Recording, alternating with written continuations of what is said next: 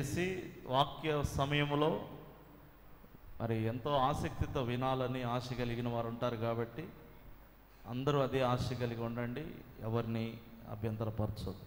కొద్ది నిమిషాలు దేవుని వాక్యాన్ని ముందు ధ్యానించుకునే ముందు చిన్న ప్రార్థన మా మధ్యలో జాన్ వైస్ గారు ప్రార్థన చేస్తారు.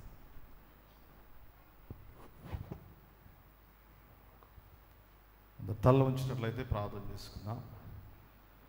మహాగణుడా, మహోన్నతుడా, పరిశుద్ధుడా, దయగల తండ్రి, నీ దయగల పాదములకు వందనాలు స్తోత్రాలు చెల్లిస్తున్నాను నాయన. ఈ ఉదయకాల సమయంలో తండ్రి, నీ యొక్క పునరుద్ధారాధనలో, నీ మందిరములో, నీ సన్నిధిలో మమ్మల్ని నిలబెట్టి తండ్రి, నీ యొక్క కృప ద్వారా మరి ఒక్కసారి నీ సన్నిధిలో మేము ఆనందము సంతోషము పొందుకొనుటకు, ఆత్మలో బలపడుటకు మాకు ఇచ్చినటువంటి తరుణాన్ని బట్టి మీకు వందనాలు స్తోత్రాలు చెల్లిస్తున్నాం. ఎందరికో లేని భాగ్యం మాకు ఇచ్చిన తన నీకు వందనాలు. ఇప్పటి వరకు పాటల ద్వారా, ప్రార్థన మరియు ఆరాధన ద్వారా నేను స్తుతించి గణపరుచుంటున్నాం తండ్రి. ఇప్పుడు ముఖ్యమైన అంశంలోకి మేము వచ్చింటున్నాం ఆయన.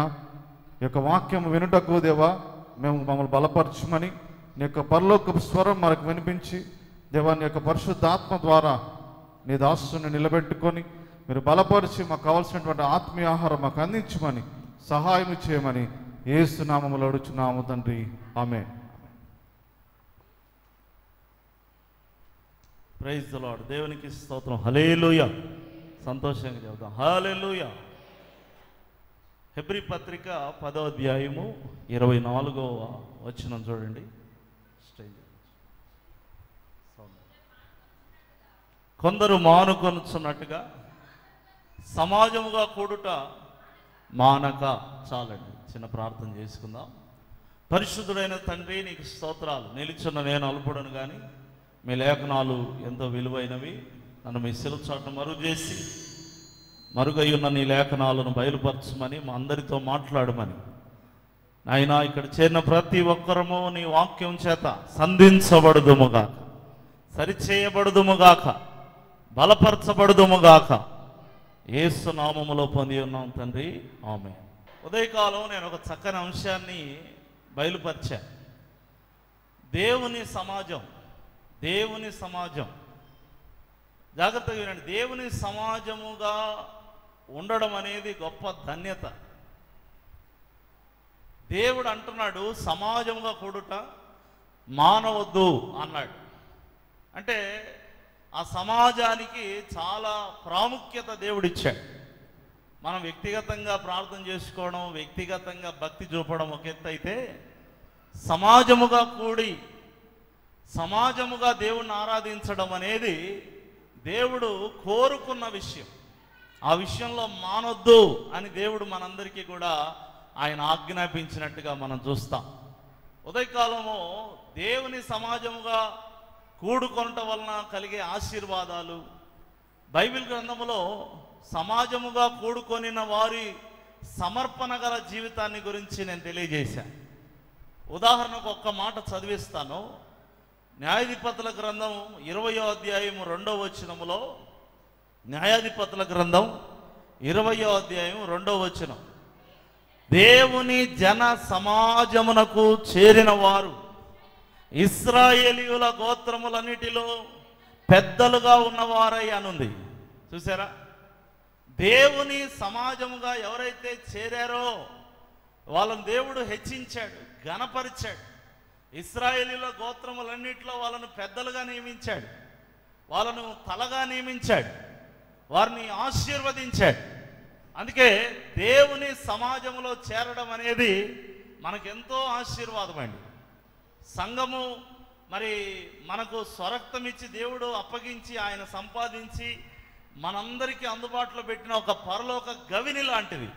ఈ సంఘములో మనం చేరడం అనేది మరి అద్భుతమైన ధన్యత, మనకు గొప్ప ఆశీర్వాదము ఈ సంఘములో చేరడమే అని ప్రభుపేట నేను తెలియజేస్తున్నాను. కాబట్టి మొదట ఉదయం చెప్పిన అంశం నేను చెప్పను, కానీ మరి ఒక మంచి అంశాన్ని మీదట ఉంచబోతున్నాను. అదేంటంటే, దేవుని సమాజములో చేరినప్పటికీ మార్పు లేనటువంటి కొన్ని విధానాలు కలిగిన వారు బైబిల్ గ్రంథంలో మనకు కనిపిస్తారు. వీళ్ళు దేవుని సమాజములో చేరారు, అలాగని దేవుని సమాజములో కలిగి ఉన్న విలువలు వారు నేర్చుకోలేకపోయారు, పాటించలేకపోయారు. అందుకే కొన్ని విషయాలు నేను క్లుప్తంగా చెప్పి నేను ముగించేస్తాను. పరిశుద్ధ గ్రంథములో నుంచి యెషయా గ్రంథం 1వ అధ్యాయము 13వ వచనం దయచేసి మీరు గమనించాలని నేను మనవి చేస్తున్నాను. మీ నైవేద్యము వ్యర్థము, అది నాకు అసహ్యము పుట్టించు ధూపార్పణము, దాన్ని తేకండి. అమావాస్య విశ్రాంతి దినమును, ఈ మాట చూడండి, సమాజ కూట ప్రకటనము జరుగుతున్నవి, పాపుల గుంపు కూడిన ఉత్సవ సమాజమును నేను ఓర్చజాలను అని దేవుడు సెలవిస్తున్నాడు. సమాజముగా కూడుకోమని దేవుడే చెప్తున్నాడు. అయితే సమాజముగా కూడుకోమని చెప్తున్నాను కదా అని చెప్పి పరిశుద్ధత లేకుండా, సమర్పణ లేకుండా, భక్తి లేకుండా పాపులు కూడిన ఉత్సవ సమాజములాగా ఉంటే నేను ఓర్చలేను, నాకొద్దు అలాంటి సమాజము అని దేవుడు బాధపడుతూ చెప్తున్నాడు. అందుకే మనము గుంపుగా కూడడం దేవునికి ముఖ్యం కాదు, ఎలాంటి గుంపుగా మనం కూడుకున్నాం అనేది దేవునికి ముఖ్యం. గట్టిగా చప్పట్లు కొడుతూ దేవుని సిద్ధం. హల్లెలూయా.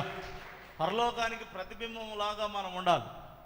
ఓ సంగమా సార్వంగమా, పరలోక రాజ్యపు ప్రతిబింబమా, యేసయ్యను ఎదుర్కొనగా నీతినలంకరించి సిద్ధపడుమా.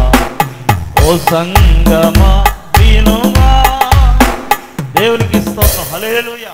మీరు గమనించండి, ఇప్పుడు సమాజ కూటము ప్రకటన చేయబడింది.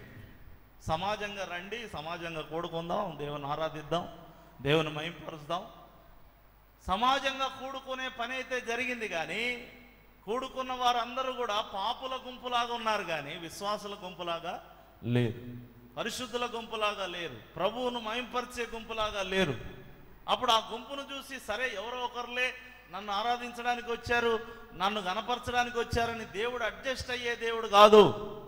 ఆయన రోషము కలిగినటువంటి దేవుడు. ఆయన మందిని ప్రేమించడు, మందను ప్రేమిస్తాడు. మంది ఎంతమంది అయినా గమనించండి, దేవుని వెంబడించవచ్చు, కానీ మందగా ఉన్నటువంటి వారు, నిజమైన దేవుని ప్రజలుగా ఉన్నటువంటి వారిని దేవుడు చూసి ఆనందిస్తాడు. కాబట్టి మనం దేవుని సమాజంలో కూడినప్పుడు మనం పాపుల గుంపుగా ఉండకూడదు. మనం దేవుని యందు భయభక్తులు కలిగి ప్రతి పాపమును ఒప్పుకొనొచ్చు, ప్రతి విషయంలో నీతి న్యాయములు జరిగించే విధంగా మన జీవితాన్ని చక్కపరచుకొనొచ్చు. ఒకవేళ పాపం ఉంటే ఆ పాపమును దేవుని ఎదుట సరిదిద్దుకొనొచ్చు. దేవుని సన్నిధిలో యోగ్యమైన సమాజముగా, యోగ్యమైన గుంపుగా మనం ఉన్నప్పుడే దేవుడు మనల్ని బట్టి ఆనందించగలుగుతాడు. ఆ విషయాన్ని మనందరం కూడా జ్ఞాపకం ఉంచుకుందాం. దేవుని సమాజం అంటే పాపుల గుంపు కాదు. రేపు పరలోకానికి వెళ్ళిన తర్వాత మనకు పెట్టే పేరేంటి? పరిశుద్ధుల గుంపు. గట్టిగా చప్పట్లు కొడుతూ దేవుని హల్లెలూయా. పరిశుద్ధుల గుంపు అని పేరు పెట్టబడబోతున్నాం. ఇప్పుడు దేవుని సంఘంలో చేరినప్పుడు మన పాప హృదయాన్ని, మన దోష హృదయాన్ని మనం నివృత్తి చేసుకోవాలి, కడిగి వేసుకోవాలి, సరి చేసుకోవాలి. ఏ బలహీనతలున్నా ప్రభు ఎదుట యథార్థంగా ఒప్పుకోవాలని దేవుని వాక్యము స్పష్టంగా తెలియజేస్తుంది ప్రియులారా. తర్వాత రెండవ నియమాన్ని నేను మీకు జ్ఞాపకం చేస్తున్నాను. ఆ రెండవ నియమం ఏంటంటే, మీరు చదివినట్లయితే సామెతల గ్రంథం 5వ అధ్యాయము 14వ వచనాన్ని మనం చూద్దాం. నేను సమాజ సంఘముల మధ్య ఉండినను ప్రతి విధమైన దౌష్ట్యమునకు లోబడుటకు కొంచెమే ఎడమాయను అని నీవు చెప్పుకొనొచ్చు మూలుగుచ్చు నందువు. ఈ మాట మనము అర్థం చేసుకోగలిగితే ఇంగ్లీష్ ట్రాన్స్లేషన్లో I was almost in all evil అని ఉంది. అంటే నేను సంఘములోనే ఉన్నాను, కానీ ప్రతి దుష్టత్వం ఇంకా నాకు సమీపంగానే ఉంది. దుష్టమైనటువంటి మరి ఆ యొక్క హేయ క్రియలు, దుష్టత్వపు నడవడిక నేను ఇంకా మానుకోలేదు అని మూలుగుచ్చు బాధపడతావు అని దేవుడు సెలవిస్తున్నాడు. ఎక్కడున్నాడు? సమాజ సంఘముల మధ్య ఉన్నాడు. కానీ దుష్టత్వం అంతా కూడా ఇంకా అలాగే ఉంది. దుష్టత్వాన్ని వదులుకోలేదు. దుష్ట బుద్ధిని, దుష్ట స్వభావమును, దుష్ట హృదయమును ఇంకా వదులుకోలేదు. కేవలం సమాజ సంఘముల మధ్యకు వచ్చి మరి ఆచారముగా లేదా ఏదో ఒక నామకార్థంగా దేవుని సమ్ముఖములో ఒక గుంపుగా చేరినప్పటికీ దుష్టత్వం ఇంకా నాలో నుంచి పోలేదు అనే అనుభవము మనలో చాలామందికి ఉంటుంది. దేవుడు కోరుతా ఉన్నాడు. అసలు చెప్పాలంటే దుష్టుల ఆలోచన చొప్పున నడవద్దు అని దేవుడు సెలవిచ్చాడు. అలాంటి దుష్టులు దేవుని మందిరములో కూడా వారి దుష్టత్వాన్ని వదిలివేయకుండా దేవుని ఆలోచన వింటూ కూడా వారి దుష్టత్వాన్ని కొనసాగిస్తున్నారంటే అది చాలా మరి దురదృష్టకరమైనటువంటి విషయం. ఈరోజు మనం అందరం కూడా గ్రహించాలి. ఇప్పుడు మనలో ఉన్న దుష్టత్వాన్ని, మనలో ఉన్న ప్రతి బలహీనతను సరిచేయడానికి, కడిగివేయడానికి, మనల్ని సున్నితంగా మార్చడానికి, మనల్ని సౌమ్యులుగా మార్చడానికి, మనల్ని సాధువులుగా మార్చడానికి, మనల్ని ఒక మంచి ప్రవర్తన గల వారిగా మార్చడానికి దేవుడు తన దగ్గరికి పిలుచుకుంటే, నీ దగ్గరికి వస్తాను ప్రభా, కానీ సౌమ్యుడుగా ఉండడం నాకు కుదరదు, సాధువుగా ఉండడం నాకు కుదరదు, నేను మూర్ఖంగానే ఉంటాను, దుష్టుడుగానే ఉంటాను, కలహములు రేపుతాను, గొడవలు చేస్తాను, నాకున్నటువంటి ప్రతి వ్యసనాలు కొనసాగిస్తాను అని అనడము నిజంగా మనకు ఎంత దేవుని బాధ కలిగించే విషయం అని నేను తెలియజేస్తున్నాను. కాబట్టి దేవుడు తెలియజేస్తా ఉన్నాడు, దుష్టులు అలాగుండక, వాక్యంలో ఉంటుంది కదా, కీర్తనలు మొదటి కీర్తనలోనే ఏమంటుంది, దుష్టులు అలాగుండక గాలి చెదరగొట్టు పొట్టు వలె ఉంటారు. దేవుని సన్నిధిలో దుష్టుల్లాగా మనం ఉండకూడదు. యేసు ప్రభు కొన్ని మందిరాలకు వెళ్ళినప్పుడు దుష్టులు లేచి నిలబడ్డారు. అంటే అపవిత్రాత్మ పట్టిన వారు లేచి నిలబడ్డారు. వాళ్ళు ఎక్కడున్నారు? సమాజ మందిరములో ఉన్నప్పటికీ కూడా ఇంకా దయ్యము వాళ్ళను నడిపిస్తుంది, ఇంకా దయ్యము వారిని పీడిస్తుంది, ఇంకా దయ్యము వారిని వారిని అధికారము తీసుకొని ఇంకా వాళ్ళని చేతుల్లో గుప్పిట్లో పెట్టుకుంది. ఈరోజు ఇక్కడ కూడుకున్న మనము ఎంత బలహీనమో ఎంత బలవంతులమో కాదండి, ముందు మనం దేవుని చేతిలో ఉండాలి. గట్టిగా చప్పట్లు కొడుతూ దేవుని హల్లెలూయా. దేవుని చేతిలో ఉంటే ఆయనే చూసుకుంటాడు. నీ ప్రతి దౌష్ట్యము నుండి దేవుడు నిన్ను విడిపిస్తాడు, ప్రతి దుష్టత్వము నుండి దేవుడు నిన్ను విడిపిస్తాడు, ప్రతి దుర్మార్గత నుండి దేవుడు నిన్ను విడిపిస్తాడు, ప్రతి విధమైన నీలో ఉన్న లోపము నుండి దేవుడు నిన్ను విడిపిస్తాడు. ఆయన తన స్వాధీనంలో ముందు నిన్ను పెట్టుకోగలిగితే ఆయన మిగతా కార్యాలన్నీ ఆయన చేస్తాడు. కానీ దేవుని సన్నిధిలో ఉండి కూడా ఆల్మోస్ట్ అన్ని ఈవిల్ కార్యాలన్నీ, దయ్యపు కార్యాలు ఆల్మోస్ట్ అంటున్నాడు. అంటే కొన్ని మానుకున్నాడు, అంతే, కొన్ని మానుకున్నాడు. దేవుని బిడ్డను అయ్యాను కాబట్టి, దేవుని బిడ్డను అయ్యింది కాబట్టి కొన్ని మానుకొని మిగతా వాటన్నిటిలో యథావిధిగా కొనసాగుతున్నటువంటి భ్రష్టులు ఉన్నట్టుగా లేఖనం సెలవిస్తుంది. అందుకే ఇది రెండవ లోపం.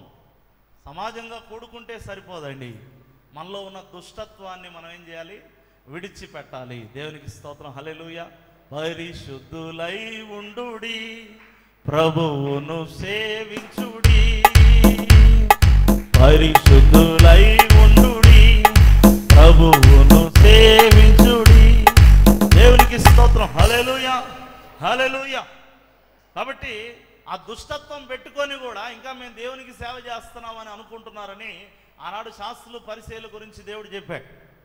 వాళ్ళు మనుషులను చంపి కూడా, బాగేనండి, మనుషులను వెలివేసుకుంటూ కూడా వాళ్ళు ఏమనుకుంటారంటే మేము దేవునికి సేవ చేస్తున్నామని అనుకుంటారంట. అరే నేనేంటి ఇంత దుష్టుడుగా ఉన్నాను, ఇంత దుర్మార్గుడుగా ఉన్నాను, వాళ్ళని వెలేస్తున్నా, వీళ్ళని చిన్న చూపు చూస్తున్నా, వాడిని చంపేస్తున్నా, ఇది చేస్తున్నా అని అనుకోడంట. అంత చేసుకుంటూ కూడా నేను ఇంకా దేవుని సేవలోనే ఉన్నా, దేవుని సేవకుండా అనుకుంటారంట. అంటే వారి కళ్ళను సాతానుడు గుడ్డితనం కలగజేశాడు.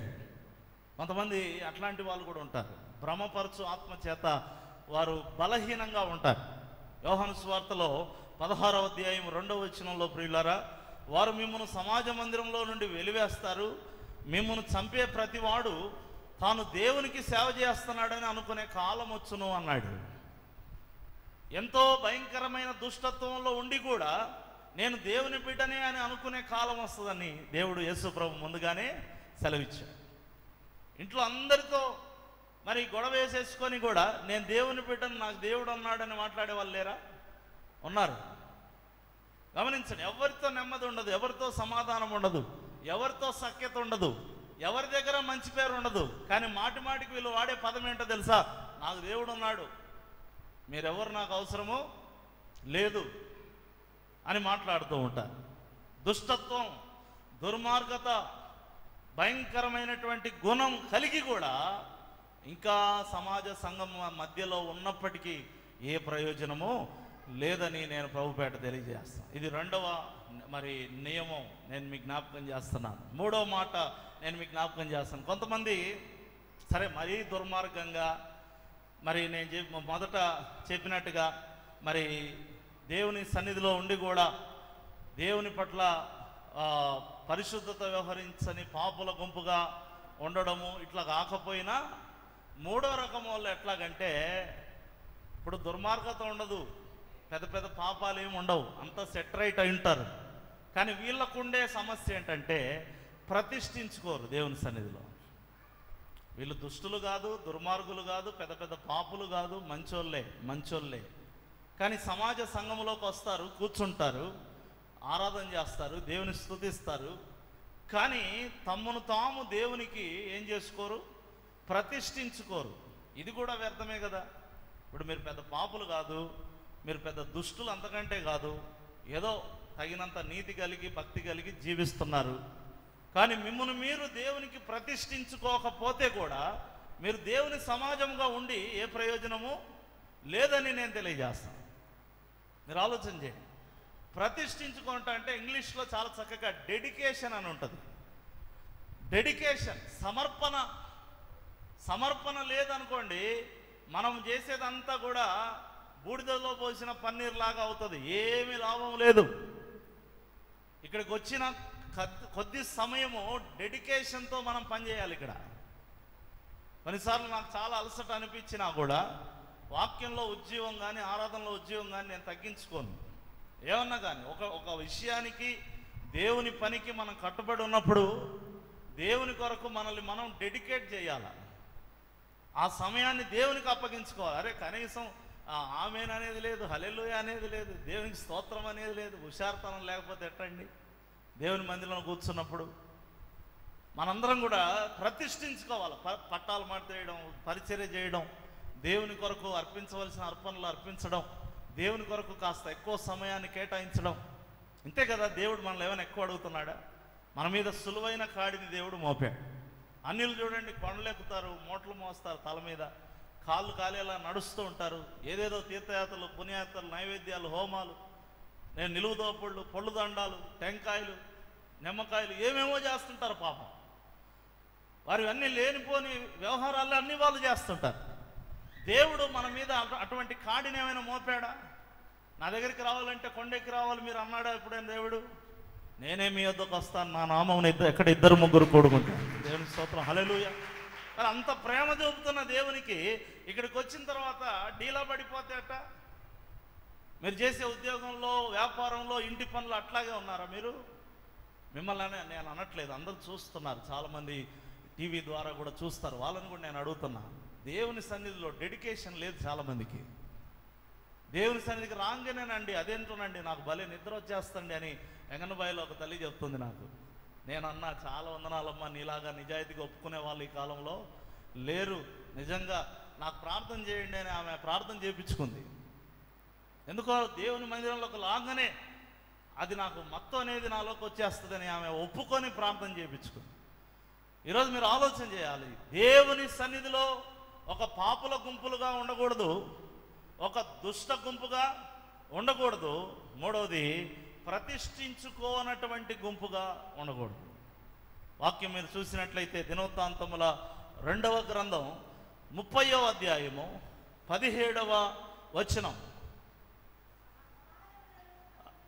సమాజకులలో ఏ సమాజం అది? దేవుని సమాజం అది. దేవుడు ఏర్పాటు చేసిన సమాజం అది. ఆ సమాజంలో ఉండి కూడా తమ్మును తాము ప్రతిష్ఠించుకొనని వారు ఎంతమంది ఉన్నారంట? గట్టిగా చెప్పాలి, ఎంతమంది ఉన్నారంట? అనేకులుండుట చేత. చూసారా, ఈనాడు నిజమండి, ఇది వాస్తవం. ప్రతిష్ఠించుకున్నవారు కొంతమంది, ప్రతిష్ఠించుకొనని వారు అనేకులు. ఏదో ఒకటి చెప్పాయో ముగిస్తే మా దారిన మేము పోతాం.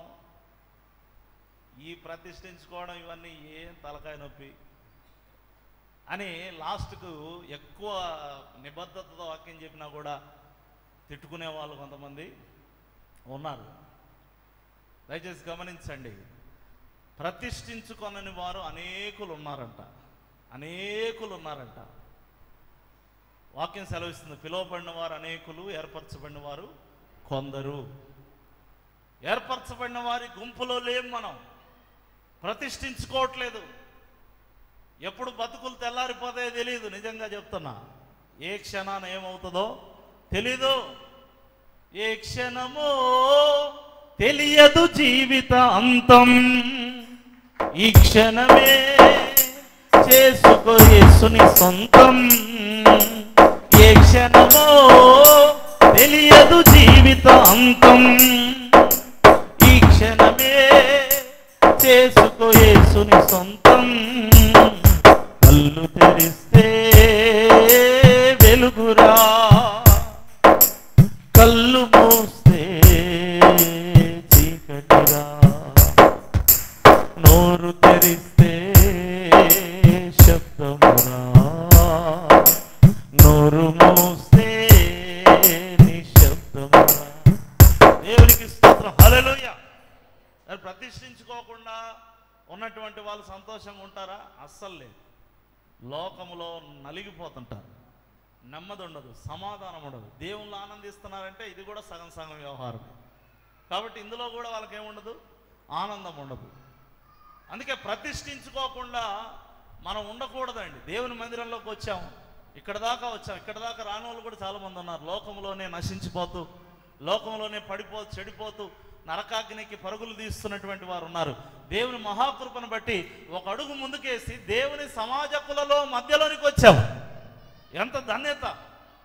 దేవుని ప్రజల గుంపులో అడుగు పెట్టావు. ఒక మార్పు నీలో వచ్చింది కాబట్టి ఇక్కడ దాకా వచ్చావు. ఇంకా వచ్చిన నీవు ఆ చెట్టు దిగిరమ్మని జక్కయ్యని దేవుడు అంటున్నాడు. ఏం చెట్టు అది? మేడి చెట్టు.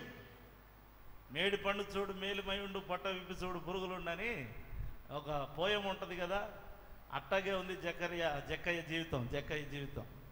దేవుడు అన్నాడు, ఆ చెట్టు దిగిరా, నేను నీ కథ ఏందో నేను చూసుకుంటా. ఆ మేడి పండులాగా నువ్వు ఉండొద్దు నాయన. పైకి నిగనిగలాడుతూ దగదగలాడుతూ లోపలంతా పుచ్చిపోయిన వ్యవహారం, మరి సున్నం కొట్టిన సమాధులు లాంటి వ్యవహారం. ప్రతిష్ఠించుకో, నీ హృదయాన్ని దేవునికి సమర్పించుకో. వెంటనే ప్రభువు నిన్ను ప్రేమించి అక్కున చేర్చుకుంటాడు, కౌగిట చేర్చుకుంటాడు. దేవునికి స్తోత్రం, హల్లెలూయా. మనం ప్రతిష్ఠించుకోనందుకే ఆయన దూరంగా ఉన్నాడు తప్ప, మనం ప్రతిష్ఠించుకుంటే ఆయన ముదిమొచ్చి వరకు సంకబెట్టుకునేటువంటి దేవుడు.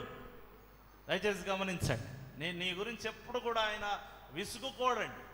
మనం ప్రతిష్ఠించుకుందాం, దేవుని ఎదుట ప్రతిష్ఠించుకునే గుంపుగా ఉందాం. నాలుగోది ఆఖరి మాట చెప్పి నేను ముగిస్తున్నాను. ఇది ఏమనుభవం అంటే పేయోరు అనుభవం. అందరు చెప్పండి, ఏమనుభవం? పేయోరు అనుభవం. పేయోరు అంటే గమనించండి, రంధ్రము అని అర్థం. దీనికి భావన ఏంటంటే తిరుగుబాటు. పెయోరు అంటే బయల్ పెయోరు అనే మాట మీరు విన్నారా బైబిల్లో? ఏంటి బయల్ పెయోరు?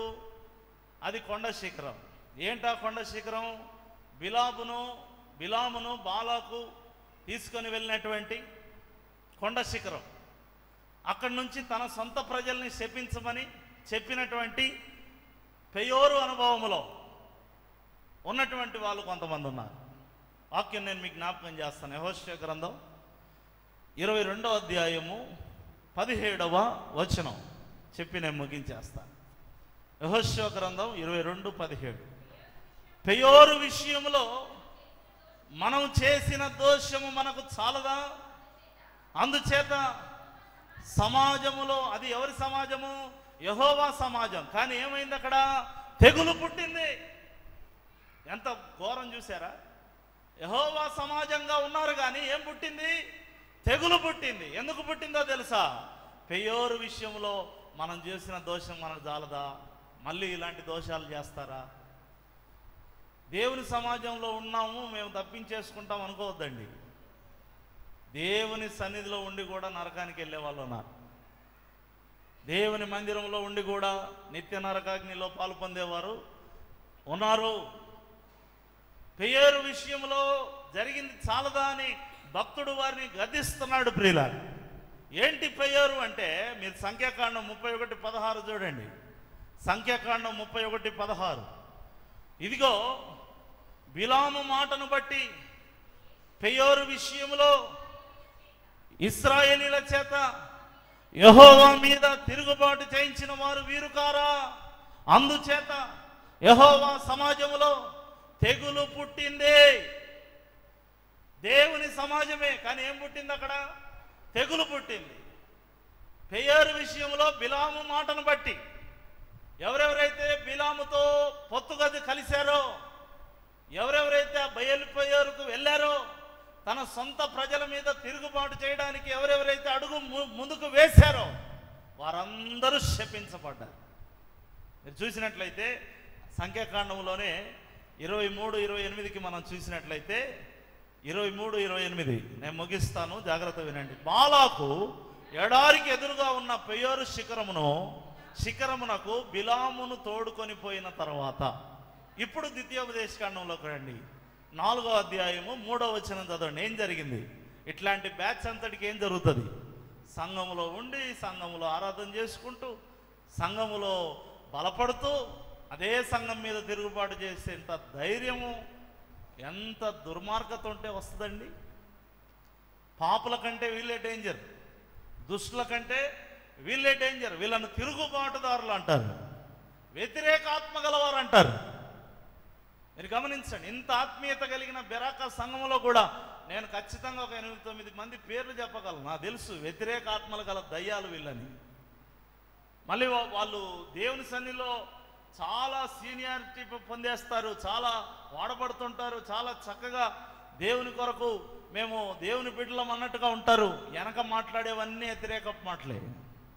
సంఘానికి వ్యతిరేకంగా, సేవకునికి వ్యతిరేకంగా, పరిచర్యకు వ్యతిరేకంగా, దేవుని యొక్క ప్రజలు మేమంతా ఒకటి కదా, మేమంతా ఒక గుంపు కదా, మేమంతా ఒక సన్నిధిగా కూడుకున్నటువంటి ప్రజలం కదా, మా గురించి మేము ఒకరి గురించి ఒకరు అలా మాట్లాడుకోకూడదనే ఆలోచన లేదు. ఆనాడు బిలాము తన సొంత ప్రజల్ని శపించడానికి తాను తనతో పాటు వెళ్ళిన వారిలాగా ఈ గుంపు కూడా ఉన్నారు, పెయోరు అనుభవంలో ఉన్నవారు. చదువుతారా? ద్వితీయోపదేశకాండం 4వ అధ్యాయము 3వ వచనాన్ని మీరు చూసినట్లయితే, బయల్ పెయోరు విషయంలో యెహోవా చేసిన దానిని మీరు కనులారా చూచితిరి కదా. బయల్ పెయోరు వెంట వెళ్ళిన ప్రతి మనుష్యుని నీ దేవుడైన యెహోవా నీ మధ్య ఉండకుండా నాశనము చేసెను. మీ దేవుడైన యెహోవాను హత్తుకొనిన మీరు సజీవులై ఉన్నారు నేటి వరకు అన్నాడు. గట్టిగా చప్పట్లు కొడుతూ దేవుని స్తుతిద్దాం. హల్లెలూయా. పెయోరు వెంట వెళ్ళినారు, ఏమయ్యారు? నాశనమయ్యారు. దేవుని హత్తుకున్న వాళ్ళు ఏమయ్యారు? నేటి వరకు వారు సజీవులై ఉన్నారు. మీరు చెప్పండి, ఇప్పుడు ఆలోచన చేసుకోండి. పనికి మాలిన తిరుగుబాటుదారుల గుంపులో ఉంటారా? దైవజనుని ప్రేమిస్తూ, సంఘాన్ని ప్రేమిస్తూ, సంఘ క్రమాన్ని పాటిస్తూ, సంఘ విలువను కాపాడుతూ చక్కగా బలపడే వారిగా మీరు ఉంటారా? మీరే తీర్మానం తీసుకోండి. ఒకరేమో నాశనం అయ్యారు, ఇంకొకరేమో దేవుని హత్తుకొని సజీవులుగా ఉన్నారు. ఖచ్చితంగా ప్రియులారా, మీకు ఎదురవుతారు. సంఘం మధ్యలోనే ఉండి నీతో పరిచయం చేసుకొని సంఘం గురించి చెడ్డగా మాట్లాడే చీడ పొరుగులు నీకు ఎదురవుతారు. భక్తి వేషంలో ఉంటారు, పరిచారకుల వేషంలో ఉంటారు, విశ్వాసుల వేషంలో ఉంటారు, సేవకుని అంటు పెట్టుకొని ఉన్న వారి వేషంలో ఉంటారు. కానీ నిన్ను పక్కకు తీసుకెళ్ళి అన్ని వ్యతిరేక మాటలే నీతో మాట్లాడి మరి నీ మనస్సును చెడగొట్టేటువంటి వారు ఉంటారు. వారి గురించి రోమాపత్రికలో పౌలు అన్నాడు, కొందరు దొంగ మెట్టలుగా ఉన్నారు. మీ ప్రేమ విందులలో పాల్గొంటున్నారు కానీ వారికి ప్రేమ లేదు. వాళ్ళు అట్లా పాల్గొంటున్నారు, వాళ్ళలో కపటం, ద్వేషం ఉంది, ఒక విద్వేషాన్ని దాచుకొని ఉన్నారు. అవకాశం దొరికితే వెంటనే సంఘం గురించి ఒక మాట అనడానికి వారు రెడీగా ఉన్నారు. విమర్శకులు ఈరోజు ఆ స్థానంలో ఉంటే నీవు సమాజంలో ఉండి ఒక గురుగుగా ఎదుగుతున్నావని తెలుసుకోవాలి. దేవుడు అన్నాడు, గురుగులను పెరికిమేయమంటావా ప్రభువా అని సేవకుడు అడిగితే ఉన్ని ఎందుకు పెరికివేయమనలేదు మీకు తెలుసా? నేను ముగించేస్తున్నాను, సమయం అయింది. ఎందుకు పెరికివేయద్దు అన్నాడు? గమనించండి, ఇప్పుడు చిన్న మొక్కలుగా ఉన్నప్పుడు ఒకదాన్ని పెరికితే పక్కది కూడా ఏమవుద్ది? లూజ్ అయిపోద్ది. ఆ మట్టి కూడా లేచి పక్కంది కూడా లూజ్ అయి ఊడిపోద్ది. అదే ఇవి బాగా చెట్లు అయిన తర్వాత దీన్ని పెరిగితే ఆ చెట్టుకి ఏం కాదు ఇంకా. అందుకే దేవుడు అన్నాడు, రెండింటిని కలిసి ఎదగనివ్వండి, ఎదిగిన తర్వాత పెరికేవి పెరగవచ్చు, అప్పుడు ఈ చెట్టుకి ఏ హాని కలదు. ఎదగనప్పుడు పెరకాలని చూసామనుకోండి, పంట చేతికి రానప్పుడు పెరకాలని చూసామనుకోండి, పంట కూడా ఏమయ్యే ప్రమాదం ఉంది? పాడయ్యే ప్రమాదం. రేపు పంటను చేతికి తీసుకోవడానికి వస్తున్నాడు ప్రభు. ఇప్పుడు మేము బెరకం, ఆయన బెరుకుతాడు. పంట చేతికి వచ్చినప్పుడు ఎవరు బెరుకుతాడు? మేమేం బెరకం.